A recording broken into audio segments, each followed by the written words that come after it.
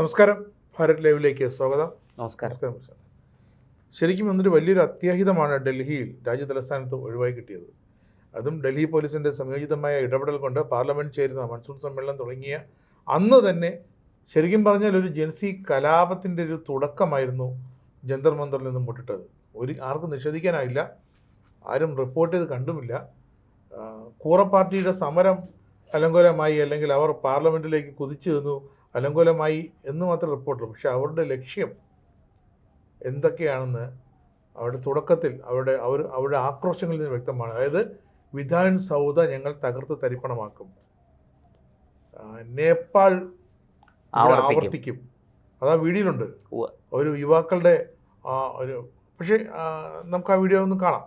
संसद भवन उखाड़ दिया जाएगा, संसद भवन उखाड़ दिया जाएगा और इस्तीफा नहीं मिला तो उखाड़ दिया जाएगा, सब उखाड़ दिया, सब कर दिया, नेपाल उखाड़ दिया जाएगा, नेपाल नेपाल नेपाल नेपाल संसद भवन उखाड़ दिया जाएगा, संसद भवन उखाड़ दिया जाएगा और इस्तीफा नहीं मिला तो उखाड़ दिया जाएगा, सब उखाड़ दिया, सब कर दिया, नेपाल उखाड़ दिया जाएगा, नेपाल नेपाल नेपाल नेपाल बनेगा.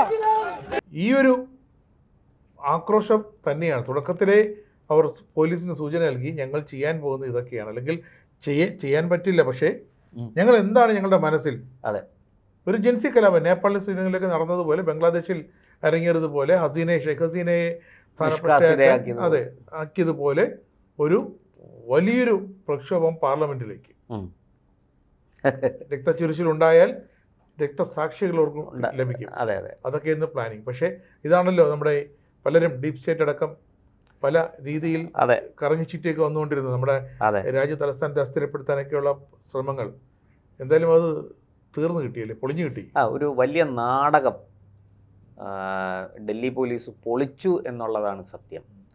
നമ്മൾ മനസ്സിലാക്കേണ്ടത് രാജേഷ് ജി പറഞ്ഞതുപോലെ ഇന്ന് തന്നെ ഈ സമരം വിധാൻ സൗദ മാർച്ച് പാർലമെൻറ്റ് സമ്മേളനം ആരംഭിച്ചല്ലേ ഉള്ളൂ, മൺസൂൺ കാലം അല്ലേ? അപ്പോൾ സോനം വാങ്ചുക്ക് നിരാഹാരം കിടന്നു. അതിനുശേഷം അയാളെ സർക്കാർ തിരിഞ്ഞു നോക്കിയില്ല, പോലീസ് തിരിഞ്ഞു നോക്കിയില്ല. അങ്ങനെ അവസാനം ആശാൻ്റെ വക്കീൽ തന്നെ കൊണ്ടുപോയി ഡൽഹി ഹൈക്കോടതിയിൽ ഒരു റിട്ട് കൊടുത്തു. അങ്ങനെ കോടതി ഇടപെട്ട് ഇയാളെ ആശുപത്രിയിലോട്ട് മാറ്റാൻ പോലീസിന് നിർദ്ദേശം കൊടുത്തു. പോലീസ് വന്ന് തൂക്കിയെടുത്ത് ആശുപത്രിയിൽ കൊണ്ടുപോയി. ഉടനെ അഭിജിത്ത് ദീപ്കെ നിരാഹാരം കിടക്കുന്നു. ഇപ്പോൾ ഇതാ അവിടെ പോലീസ് ലാത്തിചാർജ് ചെറിയ തോതിലൊക്കെ ചെയ്തു. ലാത്തിചാർജ് ചെയ്തപ്പോൾ അഭിജിത്ത് ദീപ്കെ നിരാഹാരം നിർത്തി, കാണാനില്ല, അവിടുന്ന് ഇറങ്ങിപ്പോയി. കാണാനില്ല എന്നല്ല, അവർ മാർച്ച് നേരെ പാർലമെന്റിൽ ഇപ്പം കയറി അങ്ങ് അവിടെ ചെന്ന് നരേന്ദ്രമോദിയെ പ്രധാനമന്ത്രി കസേരയിൽ വലിച്ചിറക്കിയിട്ട് അഭിജിത്ത് ദീപ്കെ അവിടെ ഇരിക്കുമെന്ന മട്ടിലാണ് അവർ ആസൂത്രണം ചെയ്തത് കാര്യങ്ങൾ. പക്ഷേ ഒരു കാര്യം നമ്മൾ മനസ്സിലാക്കേണ്ടത്, നമ്മുടെ രാജ്യത്ത് എത്രയോ വർഷമായിട്ട് ഈ പോലീസും ഈ എന്താ പറയുക രാഷ്ട്രീയ സമരങ്ങളും സംഘർഷങ്ങളും ഒക്കെ നമ്മൾ കണ്ടതാണ് അല്ലേ? അടിയന്തരാവസ്ഥ കാലത്ത് വലിയ പ്രതിഷേധവും പ്രക്ഷോഭവും നടന്നു. അന്നുപോലും പാർലമെൻറ്റിനകത്ത് കയറി ഇന്ദിരാഗാന്ധിയെ വലിച്ച കസേരയിൽ നിന്ന് ഇറക്കിയിട്ട് അവിടെ പകരം ആരെങ്കിലും ഇരുത്താൻ ജനക്കൂട്ടത്തിന് കഴിഞ്ഞിട്ടില്ല. ഈ ജനക്കൂട്ടത്തിന് സത്യത്തിൽ ഒരു സിനിമയിൽ പറയുന്ന പോലെ ജനക്കൂട്ടത്തിന് ബുദ്ധിയില്ല, തനിയെ, അതായത് ഒറ്റയ്ക്കൊറ്റയ്ക്കേ ഉള്ളൂ ബുദ്ധി. അപ്പോൾ ഇതെല്ലാം ഏതെങ്കിലും ഒരു തലച്ചോറിൽ നിന്നുണ്ടാകുന്നതാണ് ഈ കാര്യങ്ങൾ, അല്ലെങ്കിൽ ഒരു ചെറിയൊരു കൂട്ടം തലച്ചോറുകളിൽ നിന്ന് ഉണ്ടാകുന്നതാണ് ഇതിന്റെ ആസൂത്രണം. നമ്മുടെ ഈ സമരങ്ങൾക്ക് പിന്നിൽ നിന്നും കല്ലെറിയുമല്ലോ.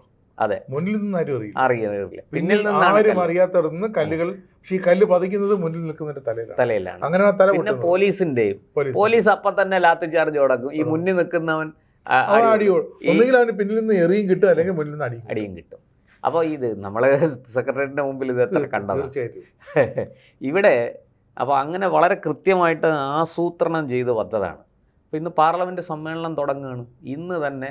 അപ്പോൾ പാർലമെൻറ്റിനകത്ത് എന്താ പ്രക്ഷോഭം, പ്രതിഷേധം, അവിടെ എന്തിനൊക്കെയാണ്?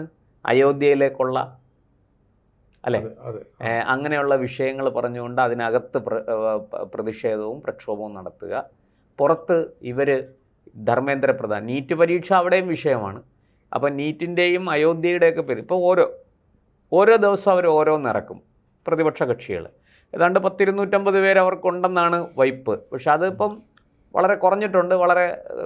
കാരണം എന്താണെന്ന് വെച്ചാൽ DMK ഇല്ല, അതുപോലെ ശിവസേന ഉദ്ധവ് വിഭാഗമില്ല, NCP ശരത് പവാർ വിഭാഗമില്ല. അപ്പോൾ ഇതൊക്കെ പോയപ്പോൾ എം പിമാരുടെ എണ്ണം വളരെ കുറഞ്ഞു. തൃണമൂല് ഇല്ല, തൃണമൂലിൻ്റെ 20 പേരാണ് ഒറ്റയടിക്ക് മാറിയത്. അപ്പോൾ അതുകൊണ്ട് മമതയുടെ അഹങ്കാരം ഇനി അധികം കാണണ്ട. പക്ഷേ ഇപ്പോൾ കോൺഗ്രസും അതുപോലെ തന്നെ അഖിലേഷ് യാദവും SP സമാജ്വാദി പാർട്ടി ഇവർ രണ്ടുപേരും ഒരുമിച്ച് നിൽക്കുമ്പോൾ അത് തന്നെ ഒരു 150ഓളം ആൾക്കാർ വരും, MP വരും. അപ്പോൾ അവർക്ക് അത്യാവശ്യം ബഹളം കൂട്ടാനുള്ളൊരു സംഖ്യയുണ്ട്. അപ്പോൾ അത് ആ പാർലമെൻറ്റിനുള്ളിൽ എങ്ങനെയും നടപടികൾ തടസ്സപ്പെടുത്തുക. അപ്പോൾ ഇന്ന് നീറ്റാണെങ്കിൽ നാളെ അയോധ്യ, മറ്റന്നാ വേറൊരു വിഷയം. അഖിലേഷും ആടിയാടി നിൽക്കുക. അഖിലേഷും ആടിയാടി നിൽക്കുകയാണ്. അഖിലേഷല്ല, അഖിലേഷിൻ്റെ കൂടെയുള്ള MP ആടിയാടി നിൽക്കുകയാണ്. അപ്പോൾ ഇവിടെ അപ്പോൾ പാർലമെൻറ്റിനുള്ളിൽ നീറ്റ് പറഞ്ഞ് വിഷയം ഉണ്ടാക്കുക, ധർമ്മേന്ദ്ര പ്രധാൻ്റെ രാജി, മോദിയുടെ രാജിയൊക്കെ ആവശ്യപ്പെടുക. പുറത്തതുപോലെ പാർലമെൻറ്റിന് പുറത്ത് ഈ പ്രതിപക്ഷ കക്ഷികൾക്ക് ആളെ സംഘടിപ്പിച്ചുകൊണ്ട് വന്ന് പുറത്ത് സമരം ചെയ്യാൻ പറ്റത്തില്ല. കാരണം കോൺഗ്രസ് വിളിച്ച ആൾ വരില്ല, സമാജ്വാദി പാർട്ടി വിളിച്ചാൽ വരില്ല, തൃണമൂല് വിളിച്ചാൽ വരില്ല. പണ്ട് ഇവരൊക്കെ വിളിച്ച ആരെങ്കിലുമൊക്കെ വരുമായിരുന്നു ഡൽഹിയിൽ. ഇപ്പോൾ ഇവർക്കൊന്നും ആളില്ല. അതുകൊണ്ട് ഒരു പുതിയ സംവിധാനത്തെ കണ്ടെത്തി. അരവിന്ദ് കെജ്രിവാൾ തന്നെ വിളിച്ചാൽ ആരും തിരിഞ്ഞു നോക്കില്ല, ഒരു പട്ടി പോലും തിരിഞ്ഞു നോക്കില്ല. അതുകൊണ്ടാണ് ഈ പുതിയ കോക്രോച്ച് ജനതാ പാർട്ടി എന്ന് പറഞ്ഞൊരു പുതിയ സംവിധാനമാണ്. ഇതിൻ്റെയൊക്കെ പുറകിൽ ഇവരൊക്കെ തന്നെയാണ്. പിന്നെ എന്തെങ്കിലും പറ്റിയാലോ അത് ഈ കൂറ പിള്ളേർക്കല്ലേ പറ്റുന്നത്, നമുക്കെന്താ ഇതുകൊണ്ട്? അവർ സമരം നടത്തി, പോലീസിൻ്റെ അടി വാങ്ങിച്ചു, വെടിവെപ്പുണ്ടായി, 4 പേര് ചത്തു. ഇനിയിപ്പോൾ എന്ത് ചെയ്യും? നോക്കൂ, ലഡാക്കിൽ എന്താ സംഭവിച്ചേ? സോനം വാങ്ചുക്ക് സമരം നടത്തിയിട്ട് വിളിച്ചു പറഞ്ഞ എന്താണ്? ചൈന ഇതുവഴി കയറി വരികയാണെങ്കിൽ ഞങ്ങൾ അവരെ തടയില്ല, മാത്രമല്ല അവർക്ക് വഴി കാണിക്കുമെന്നാണ് പറഞ്ഞത്. എന്നും പറഞ്ഞൊരു കലാപം ഉണ്ടാക്കി പോലീസുമായിട്ട് ഏറ്റുമുട്ടിയപ്പോൾ പോലീസ് വെടിവെപ്പിൽ 4 യുവാക്കളാണ് കൊല്ലപ്പെട്ടത്. ഇവന് വല്ല നഷ്ടമുണ്ടോ? ഒന്നുമില്ല. ഈ കൈ നനയാതെ മീൻ പിടിക്കുന്ന ഒരു കൂട്ടം നേതാക്കളാണ് ഇവരൊക്കെ. എന്നിട്ടിപ്പോൾ ഇവിടെ വന്ന് വലിയ കാര്യത്തിൽ നിരാഹാരം കിടന്നു. ആദ്യം വന്ന് 5 സ്റ്റാർ ഹോട്ടലിൽ താമസിച്ചു. 5 സ്റ്റാർ ഹോട്ടലിലെ താമസം കൊണ്ട് കാര്യങ്ങൾ ഭംഗിയായിട്ട് പോകില്ല എന്ന് മനസ്സിലായി. അങ്ങനെ നേരെ വന്ന് ഇതിലേക്ക് സമരപ്പന്തലിൽ വന്ന് നിരാഹാരം അനുഷ്ഠിക്കാൻ തുടങ്ങി. നിരാഹാരം അനുഷ്ഠിക്കാൻ തുടങ്ങിയപ്പോൾ ഈ പോലീസ് തിരിഞ്ഞു നോക്കുന്നില്ല, മീഡിയ, നാഷണൽ മീഡിയ ഒന്നും നോക്കുന്നില്ല. പിന്നെ അവിടെ ബിരിയാണി കൊടുത്തു നോക്കി, പല ഐറ്റംസ് ഇറക്കി നോക്കി. ഈ ഒരു സന്ദർഭത്തിനായിട്ട് പോലീസ് കാത്തിരിക്കുകയായിരുന്നു. അപ്പോൾ അല്ല, അവിടെ ഇത് എല്ലാം റിപ്പോർട്ട് ചെയ്യാൻ പോയത് കേരള മാപ്രകളാണ്. അപ്പോൾ അവർക്ക് കുശാലായിരുന്നു. ഒരാളിന് 2-3 ബിരിയാണി വെച്ച് കിട്ടി. അപ്പോൾ പിന്നെ പോയ റിപ്പോർട്ടർ, പോയ ക്യാമറാമാൻ, ക്യാമറ അസിസ്റ്റൻ്റ്, ഡ്രൈവർ, ഓഫീസിലെ പിയൂണിനെ ഒക്കെ വിളിച്ചോണ്ട് പോയി. ഇവരെല്ലാം ചെന്ന് ബിരിയാണി അടിക്കുകയായിരുന്നു അവിടെ ചെന്ന്. എന്നിട്ട് കേരളത്തിൽ ഇവിടെ വലിയ വാർത്ത, ഇപ്പോൾ രാജ്യം കത്തുന്നു, പിന്നെ ജന്തർ മന്ദർ, ചോരപ്പുഴ ഒഴുകുന്നു ജന്തർ മന്ദറിൽ എന്നൊക്കെ പറഞ്ഞാണ് വാർത്തകൾ നമ്മുടെ മലയാളം ചാനലുകൾ. ഞാൻ ഈ നാഷണൽ മീഡിയ നോക്കി, വളരെ ചെറിയ വാർത്ത, വളരെ ചെറിയ വിഷ്വൽസ്, കുറച്ച് സമയം മാത്രമുള്ള വിഷ്വൽസ്. അതിൽ ഞാൻ കണ്ട ചില വിഷ്വൽസ് പറയാം. ഒരു ചെറുപ്പക്കാരനായ ഒരു പയ്യൻ വന്നിട്ട് ഒത്തിരി നല്ല തണ്ടും തടിയൊക്കെ ഉണ്ട്. പോലീസിനോട് പറയണം അടിക്കട മാരോ എന്ന് പറഞ്ഞിങ്ങനെ ബഹളം ഉണ്ടാക്കുക. അപ്പോൾ പോലീസ് കുറച്ച് കഴിഞ്ഞ് സഹി കെട്ടപ്പോൾ നല്ല അടി വെച്ച് കൊടുത്തു. പോലീസല്ലേ, അവരെ കയ്യിൽ ലാത്തി കൊടുത്തിരിക്കുന്ന വെറുതെ അല്ലല്ലോ. അങ്ങോട്ട് എത്രയെന്ന് പറഞ്ഞ് ഈ ചൊറിച്ചിൽ സഹിക്കും. അതെ. അവസാനം ഈ വനിതാ പോലീസുകാർ വന്ന് മറ്റേ പോലീസിനെ തടഞ്ഞിട്ട് ഇയാളെ പിടിച്ച് വലിച്ചോണ്ട്, ഇയാൾക്ക് നല്ല അടിയുണ്ട്, പിടിച്ചുകൊണ്ട് പോകുന്നുണ്ട്. ഒന്ന് ആലോചിച്ച് നോക്കണേ. അപ്പോൾ പ്രകോപനം ഉണ്ടാക്കി പോലീസിനെ കൊണ്ട് ഒരു ഭീകര അന്തരീക്ഷം സൃഷ്ടിക്കാൻ ശ്രമിക്കുകയാണ്. ഇത് ഇന്നിപ്പോൾ ഇവർ മനസ്സിലാക്കേണ്ട കാര്യം, ഈ വിഷ്വൽസ് എല്ലാം ലോകം മുഴുവനും കണ്ടുകൊണ്ടിരിക്കുകയാണ്. ഇതൊന്നും രാജ്യത്ത് ഒരാളും ഇതിനൊന്നും നേരെ മറിച്ച് അണ്ണാ ഹസാരയുടെ സമരം നോക്കൂ, വളരെ സമാധാനപരമായിരുന്നു. അവർ ഒരു എന്താ പറയുക, വളരെ കൃത്യമായിട്ട് ഒരു ഇഷ്യൂ ടേക്കപ്പ് ചെയ്ത് അത് രാജ്യം മുഴുവനും ഒരു ജെനുവിൻ ഇഷ്യൂ ആയിരുന്നു. അഴിമതിക്കെതിരെയാണ്, വലിയ പ്രചാരമുണ്ടായി. ഇപ്പം നമ്മളിവിടെ പറഞ്ഞു, ശരിയാണ്, മോദി അഴിമതിക്കാരനാണെങ്കിൽ കൊണ്ടുവരൂ, ആരോപണം ഉന്നയിച്ചാൽ പോരല്ലോ, തെളിവുകൾ വേണ്ടേ? ശരി, എന്താ ഏത് ഇടപാടിലാണ് അഴിമതി നടന്നത്, ഇതിൻ്റെ തെളിവ് കൊണ്ടുവരൂ. അങ്ങനെ ഒരു തെളിവ് കൊണ്ടുവരാൻ പ്രതിപക്ഷത്തിന് ഇതുവരെ സാധിച്ചിട്ടില്ല. പിന്നെ എങ്ങനെ നമ്മൾ മോദി അഴിമതിക്കാരനാണെന്ന് പറയും? നിങ്ങൾ പറയുന്നു ശരി മോദി അഴിമതിക്കാരനാണ്, സമ്മതിച്ചു, എവിടെ തെളിവ്? എവിടെ തെളിവില്ല ഈ കാര്യത്തിൽ. അപ്പോൾ ഈ ഇടപാടുകൾ നടക്കുന്നതൊക്കെ സുതാര്യമാണ്. റഫേലുമായിട്ട് പൊക്കിപ്പിടിച്ച് സുപ്രീം കോടതിയിൽ പോയി. സുപ്രീം കോടതിയിൽ എന്ത് സംഭവിച്ചു? നാണം കെട്ടു.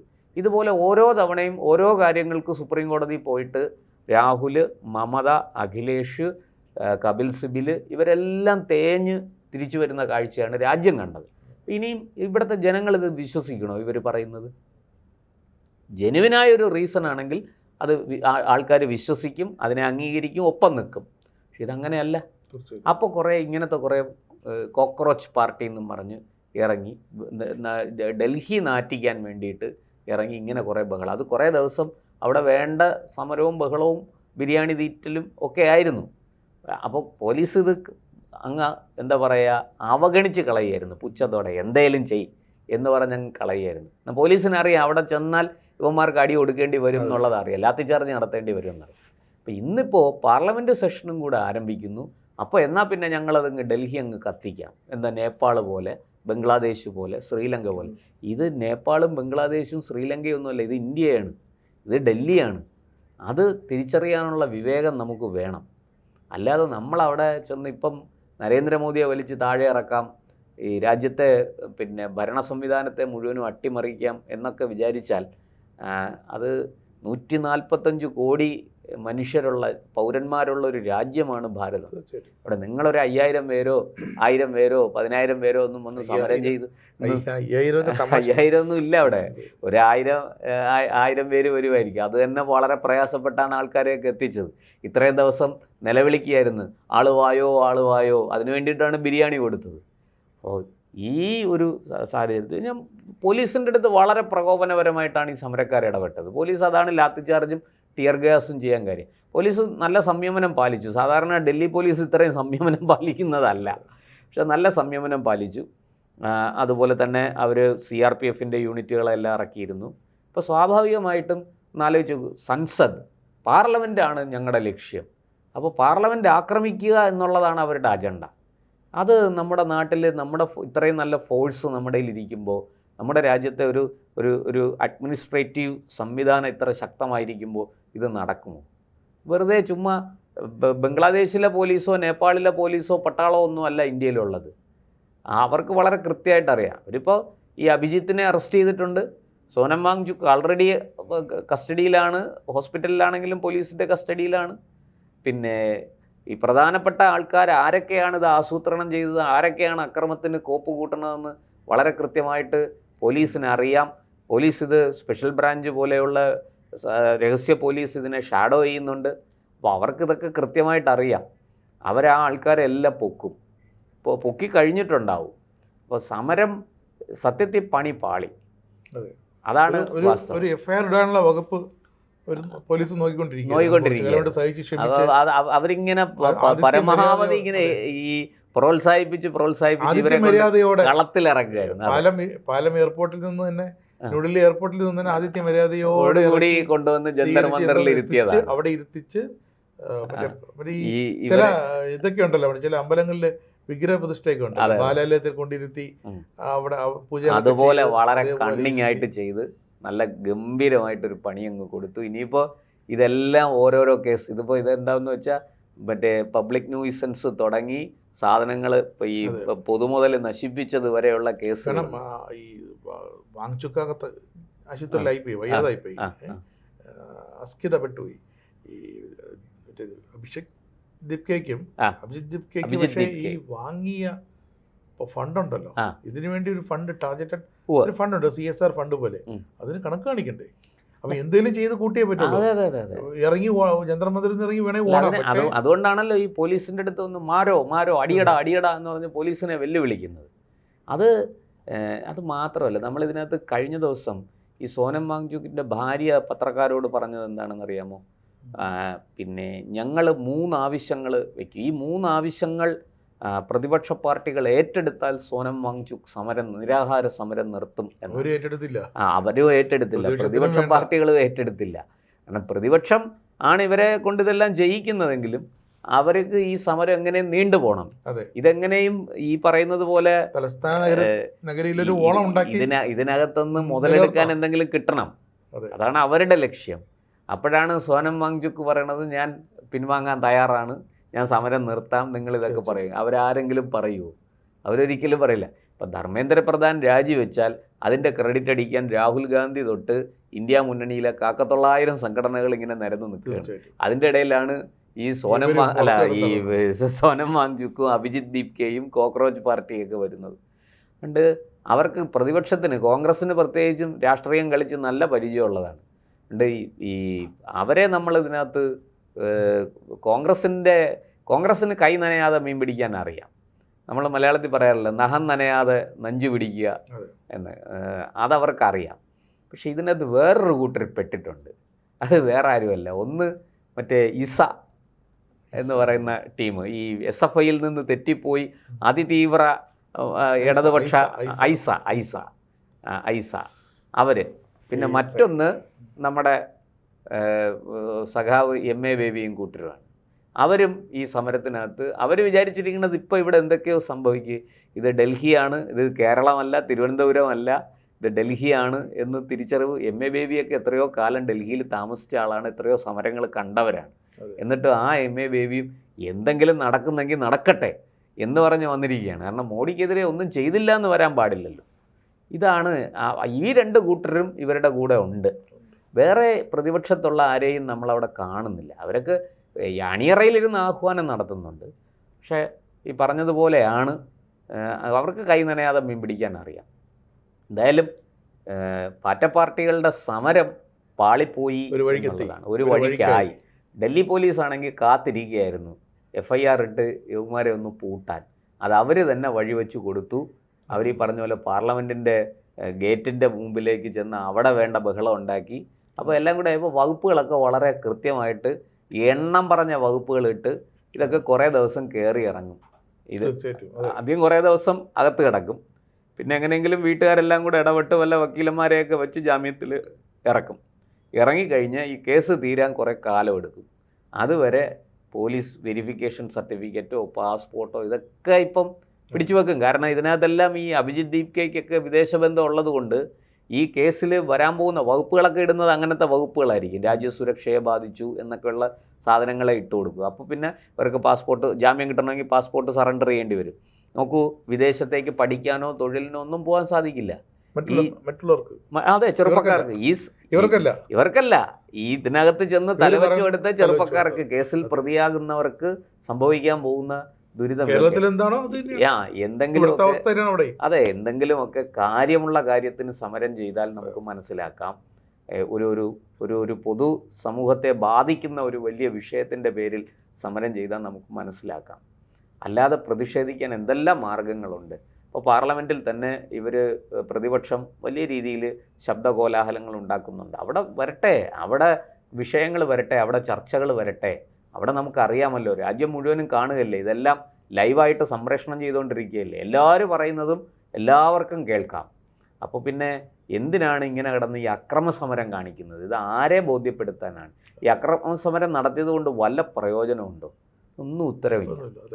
അതുകൊണ്ട് നമുക്ക് ഇനിയിപ്പോൾ അടുത്തത് എന്താണ്, ഇതിൻ്റെ ഡൽഹി പോലീസ് എടുക്കുന്ന അടുത്ത സ്റ്റെപ്പ് എന്താണെന്ന് നമുക്ക് കാത്തിരുന്ന് കാണാം. കൂറ പാർട്ടികളുടെ കാര്യത്തിൽ ഒരു തീരുമാനമായി.